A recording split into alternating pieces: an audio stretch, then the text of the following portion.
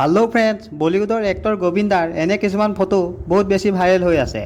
गोविंदार viral हो थका फटोबोৰৰ credit हलिउडर এখন বিখ্যাত सिनेमा अवतारर एक्टरजनक দিব লাগিব যিজনৰ নাম আছিল सेम वर्थिंगटन। गोविंदार एने फटोবোৰ भाइरेल हो थका मेन कारण हल गोविंदाय मिडियार आगत दिया এটা स्पेस। तो मिडियार आगत किदरे কৈছিল সেই কথা আগতে মই আপোনালোকক শুনাই দিছো।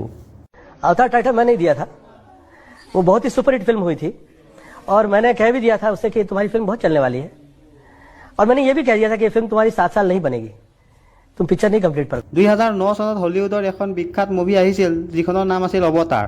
এই মুভিখনৰ ডাইৰেক্টৰ আছিল জেমছ কেমেৰুন।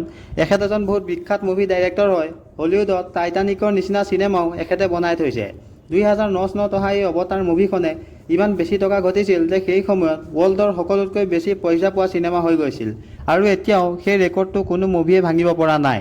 আৰু যেতিয়া মিডিয়াই গোবিন্দাক সোধাত তেওঁ কৈছিল যে জেমছ কেমেৰুনৰ অৱতাৰ মুভিখনত অভিনয় কৰিবলৈ প্ৰথমে তেওঁক প্ৰস্তাৱ দিয়া হৈছিল আৰু সেই প্ৰস্তাৱ গোবিন্দাই ৰিজেক্ট কৰিছিল।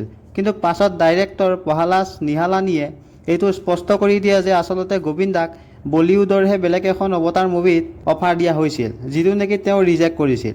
পাছত সেই মুভিখন কিছুমান বেলেগ সমস্যাৰ বাবে অহা নাছিল।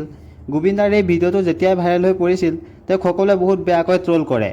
গোবিন্দাই পাছত কয় যে জেমছ কেমেৰুনৰ মুভি এখন ৰিজেক্ট কৰিব নোৱাৰে বুলি যদি মানুহে ভাবে গতিকে তেওঁৰ তাত কোনো আপত্তি নাই। আৰু গোবিন্দাৰ লগত কৰিশ্মা কাপুৰক আকৌ মাজত কিয় টানি আনিলে সেইটোহে ভাবিবলগীয়া।